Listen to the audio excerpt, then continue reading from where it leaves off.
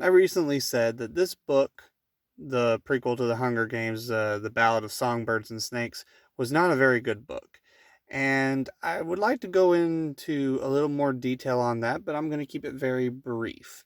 I think I'll do a little series of videos where I kind of address one key problem. And today's problem is the way they set this Hunger Games up in the book. I won't go into too many details, but let's just put it this way. The Hunger Games is boring when the main character is not in the actual games. I'm being serious. The main character, for those who don't know, is President Snow.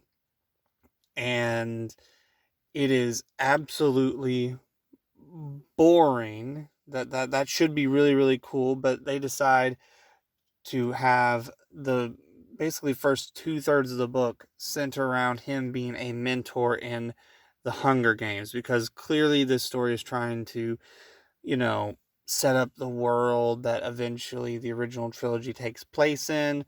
But oh my word, this is a story that did not have to happen, because I'm just saying the Hunger Games is just so boring.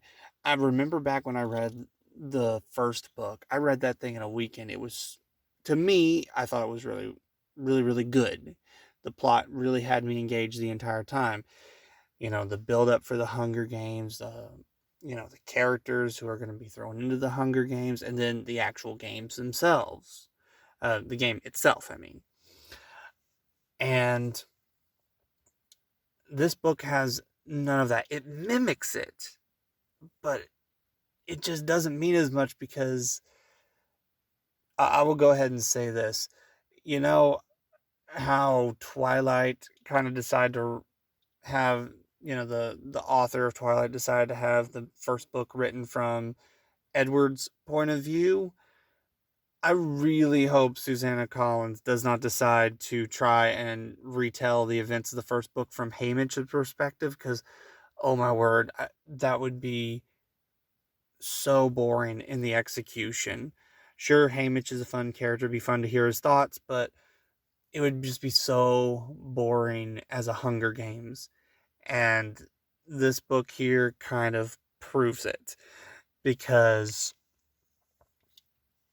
all the dangerous situations, everything that happens, all the action is always told from President Snow's perspective, watching the games. Yes, he has stakes in it. Yes, he wants to win, but the danger just isn't there. I'm not on the edge of my seat. So much of it was just for me a constant, I'm bored. I'm so, so bored. And that's a pretty good first problem with this book. It is boring.